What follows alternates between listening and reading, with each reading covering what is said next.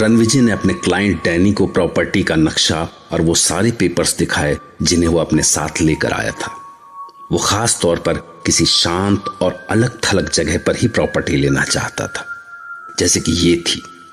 इसीलिए वो बड़ी देर तक सवाल करता रहा लोकेलिटी और इलाके के बारे में, और फिर वो प्रॉपर्टी पर आया। ग्रेट, अब मुझे उस प्रॉपर्टी के बारे में बताइए। हाँ, तो ये देखिए, ये इमारत दिख रहे हैं, ये काफी पुरानी है, ऊंची पत्थरों की चहरदीवारी से घिरी हुई। हाँ, ये जरूर है कि काफी वक्त से मेंटेनेंस नहीं हुई इसकी, तो इसे रहने लायक बनाने के लिए काफी पैसा खर्च होगा।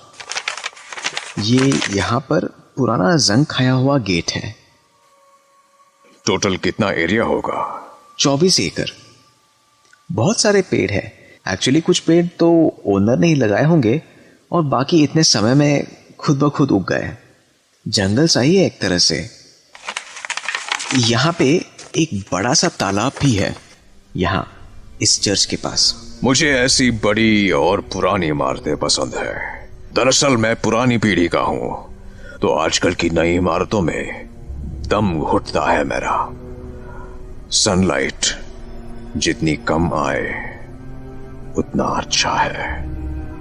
आप महसूस कर सकते हैं, बरसों से इस पुरानी इमारत में रहते हुए मुझे ठंडी हवाओं की आदत पड़ गई है। अपने विचारों के साथ अकेला रहना पसंद है मुझे। गिव मी अ मिनट, मैं अभी आया।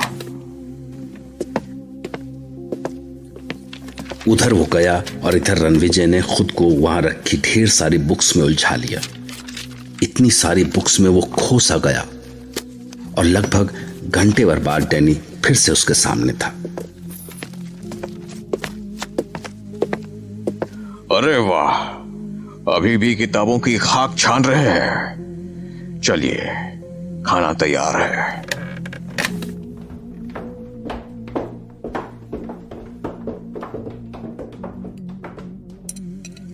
सॉरी, मैं खाना खा चुका हूं।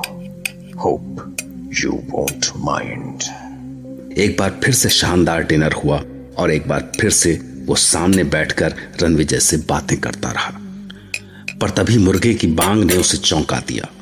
दरअसल यही वजह है जो मुझे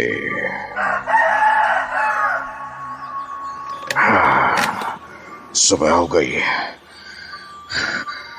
आखिर ये सुबह होती ही क्यों?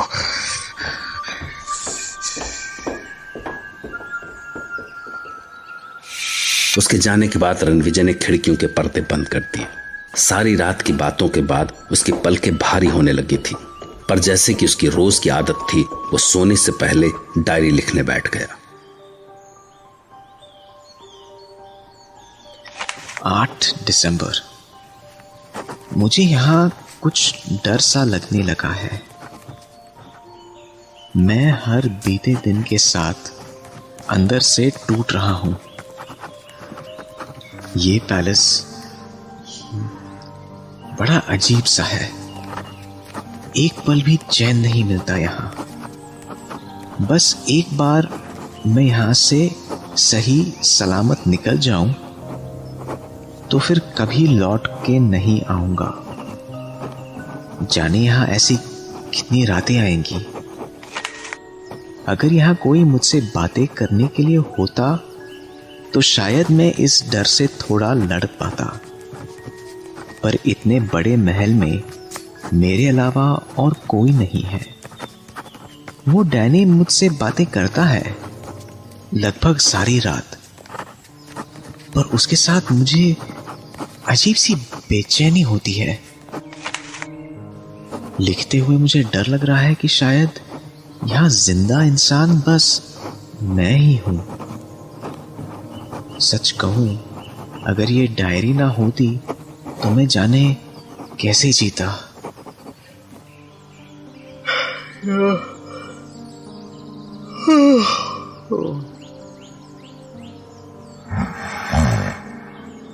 डायरी लिखते लिखते रणविजय कब सो गया उसे पता ही नहीं चला, पर कुछ ही देर हुई होगी कि अजीब सी बेचैनी ने उसकी नींद खोल दी। कुछ नहीं सूझा तो उसने उठकर अपने बैग से एक छोटा सा आईना निकाला और उसे सामने दीवार पर टांग कर शेव करने लगा। पर तभी एक हाथ उसके कंधे पर आया। Good morning. हाँ, गुड मॉर्निंग। मैं इसे देख क्यों नहीं पाया आईने में? बाकी सब कुछ तो दिख रहा था। मैं पीछे की कबर्ड, फोटो फ्रेम, बस ये नहीं दिखाई दिया आईने में, जबकि ये मेरे बिल्कुल पीछे खड़ा है। डैनी के अचानक आने से रणविजय चौंका तो रेजर से उसके फेस पर एक कट लग गया। ब्लड जब बहता हुआ उसकी चिन तक गया तो वो पलट कर किसी चीज की तलाश करने लगा जिससे वो उसे पहुंच सके। पर तभी उसके बहते हुए खून पर डैनी की नजर पड़ी और उसकी आंखों में एक चमक उभर आई, वही भेड़ियों की आंखों से चमक। उसने झपट्टा मारकर रणविजय की गर्दन दबोच ली। वो अपनी गर्दन छुड़ाने की कोशिश में पीछे हटा तो डैनी का हाथ उसके गले में लटकती ताबीज से टकराया और उसने चौंक कर अपना हाथ पीछे खींच लिया। अपना ख्याल रखा करो। देखो कितना बड़ा कट लगा है तुम्हारे गाल पर। सारी मुश्किलें इस आईने की पैदा की हुई है। इसे हटा ही देता हूं यहां से। अरे, आईना फेंक दिया। आईना हमेशा धोखा देता है दोस्त, इससे दूर रहा करो। अजीब है, आईने के बिना शेव कैसे करूंगा मैं? यहां इसके ही सारे कानून चलते हैं। कब खाना है, कब जगना है, कब सोना है। उसने अपनी घड़ी के पिछले चमकदार हिस्से को देखकर बची हुई शेव की और उसके बाद जब वो डाइनिंग हॉल में पहुंचा तो नाश्ता तैयार था। मैंने इसको कभी कुछ खाते पीते हुए नहीं देखा। चक्कर क्या है? ब्रेकफास्ट के बाद रणविजय पैलेस को देखना चाहता था, इसलिए वो सीढ़ियों से ऊपर चढ़ा और गलियारे से होकर एक कमरे में पहुंचा। पर इतनी खड़ी चट्टान पर बना है ये महल, यानी कोई पत्थर गिरे तो इस ऊंचाई से तो बस पेड़ों की छत ही दिख रही है। दूर से झरने सफेद धागों से दिख रहे हैं। कमाल है, हर दरवाजे पर ताले, कमरों में खिड़कियां हैं और सब में लोहे के सरिये लगे हुए हैं। पैलेस को कैद खाना बना रखा है इसने। तो क्या मैं यहां कैदी हूं? रणविजय की हालत चूहेदानी में फंसे चूहे जैसी हो गई थी।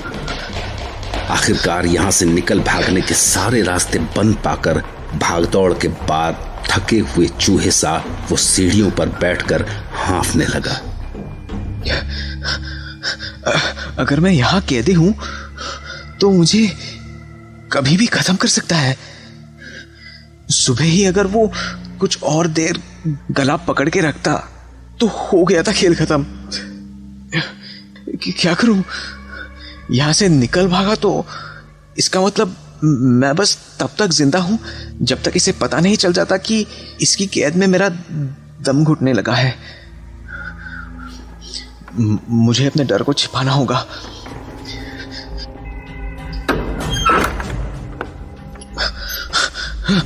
लगता है वो आ रहा है।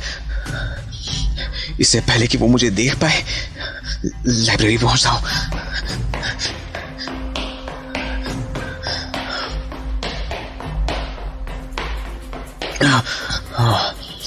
वक्त से पहुंच गया। शायद वो मेरे कमरे में है। यहां से झांक कर देखता हूं। वो क्या कर रहा है मेरे कमरे में? चादर ठीक कर रहा है। मतलब इस पैलेस में कोई नौकर नहीं है। घर के सारे काम यही कर रहा है। पर कब करता होगा ये सब? इसका मतलब वो बग्घी वाला भी यही था।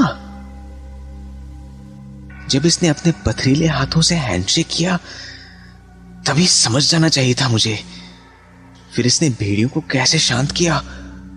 बस हाथों के इशारे से। मतलब ये सारी काली घाटी इसकी रियासत है और भेड़िए इसकी प्रजा। गॉड, शायद इसलिए राजसमंद की वो बुढ़िया और टांगे वाला ऐसे डरे हुए थे। रुक जाओ सा, रुक जाओ, भड़ मानुसों का घर है वो, उधर जाओ कोनी उधर। अगर बेचारी उस बुढ़िया का दिया हुआ ये ताबीज मेरे गले में ना होता तो। रणविजय ने तय किया कि उसे इस जगह को समझने की कोशिश करनी है और सारी जानकारी सिर्फ डैनी के पास थी। अगर मैं अपनी बातों से उसे मजबूर कर दूं कि वो अनजाने ही सारा सच उगल बैठे और मुझे यहां से निकलने का रास्ता पता चल जाए। हाँ, यही तरीका है। कुछ सही सवाल और पर किसी भी हाल में इसे मुझ पर शक ना हो। हाँ, निकल गया बिल्ली की तरह दबे पांव। बस आज रात की बात है जब मुझे यहां से निकलने का कोई रास्ता मिल सकता है।